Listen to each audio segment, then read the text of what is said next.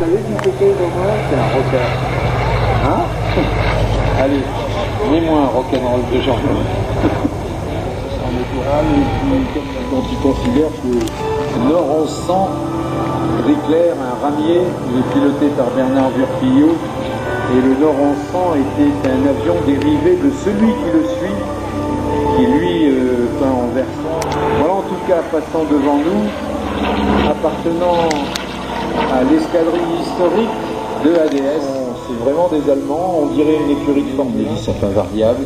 Ça volait déjà à 250-260 km/h, c'était fort confortable. Quand il va rouler devant nous tout à l'heure, écoutez bien le son du moteur. Vous verrez, c'est un son extrêmement feutré, moteur 6 cylindres, un moteur extrêmement classieux. Et c'était pas comme les avions d'aujourd'hui, qui sont un petit peu plus mordants dans le son qu'ils produisent, sont plus puissants, ils sont plus violents, tandis qu'à l'époque, les moteurs tournaient plus lentement. C'était dû au fait que la métallurgie, finalement, était moins avancée qu'aujourd'hui et que toutes ces pièces mécaniques ont cherché à limiter les efforts qui s'exercent sur elles. Et donc, les moteurs tournaient doucement parce qu'ils étaient soumis à moins d'efforts. C'est des moteurs qui avaient beaucoup de couple, pour parler technique, et qui développaient leur puissance à bas régime. Dans le ciel, c'est encore un petit peu un coup d'accordéon entre ce qui se passe par terre et ce qui se passe en l'air.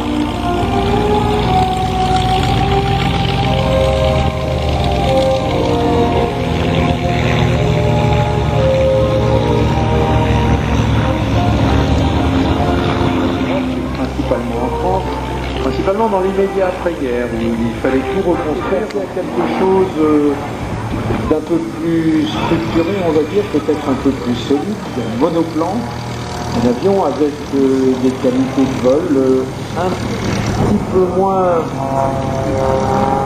complexes à gérer. Un superbe chef d'industrie, était aussi un des entomologistes amateurs les plus réputés de Grande-Bretagne. Il écrivait des tas d'articles sur les petites bêtes qui volent. Et donc, de Havilland, parce qu'il aimait les insectes, a baptisé pratiquement tous les avions qu'il a construits, et il a supervisé de noms d'insectes, d'où le Tiger Moth. Il y avait le Puss Moth, et il y avait aussi, plus tard, il y a eu le Mosquito. Le moustique qui fait bien. Mais bon, c'est un autre avion. Donc le Tiger Moth, les Français qui, en 1940, avaient une Stratocaster, et ben ils avaient un Tiger Moth en attendant un Spitfire. Le Tiger Moth a été succédé, au Tiger Moth a succédé un autre de Havilland. Vous voyez la dérive elliptique pointue, la même signature de Havilland, sauf que celui-là, au lieu d'avoir deux ailes dans la main, maintenant, là, le vent de travers, le vent venant de la gauche appuie sur la dérive. Il y a quelque chose d'un peu plus structuré, on va dire, peut-être un peu plus solide, un monoplan. Un avion avec des qualités de vol un petit peu moins complexes à gérer. Au lieu de dire, bon ben c'est fini, je vais partir faire autre chose, je vais aller à la pêche à la ligne, je vais m'occuper de ça.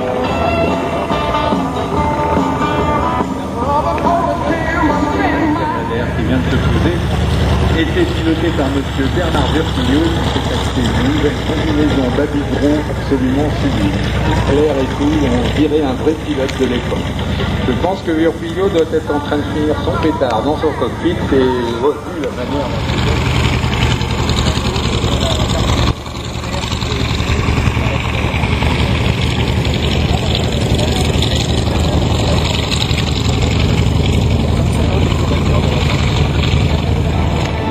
Avec Audrey Tautou, qui est en train de tirer devant nous.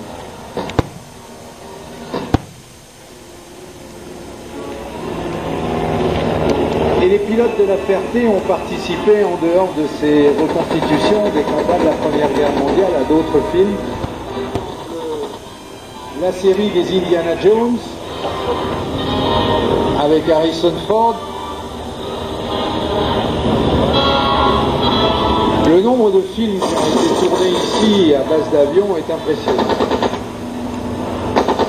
Et donc tous les ans au meeting de la Pentecôte, eh bien, on recrée en un tableau qui est terriblement évocateur les combats de la peau carrée avec un peu utilitaire d'apparence. Et cet avion merveilleux avait été développé pour la Deutsche Lufthansa.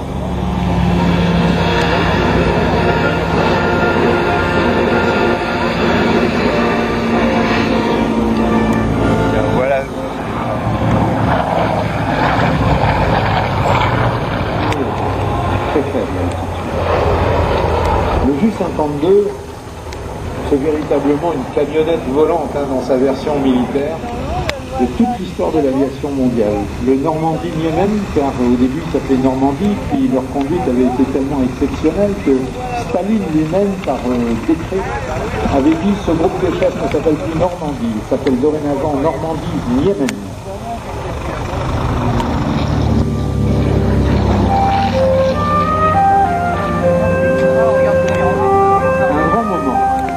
Cet avion porte les couleurs de deux groupes de chasse français, de part et d'autre du fuselage.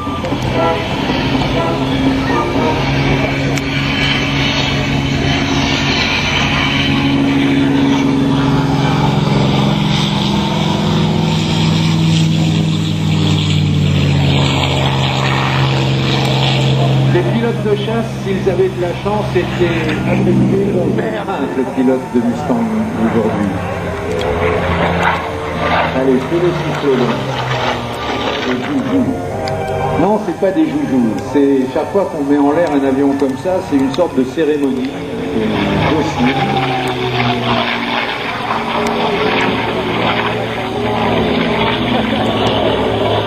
On se retrouve avec le cœur battant et on essaye de compter chaque seconde qui passe et c'est vertigineux parce qu'il y a une sorte de...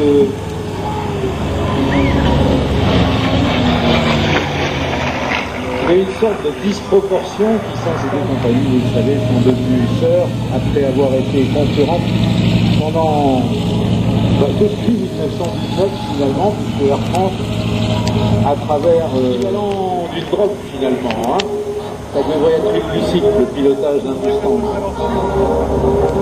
Dans le ciel donc, prenant la place du 51, alors que les deux DC-3 roulent, les DC-3 la forteresse sous un ciel menaçant. Évidemment, c'est pas confortable sous la pluie de regarder ces avions, mais d'un autre côté, c'est peut-être comme ça qu'ils sont aussi très beaux. Pendant la guerre, on confiait ces engins à des gamins de 22 ans, 23 ans.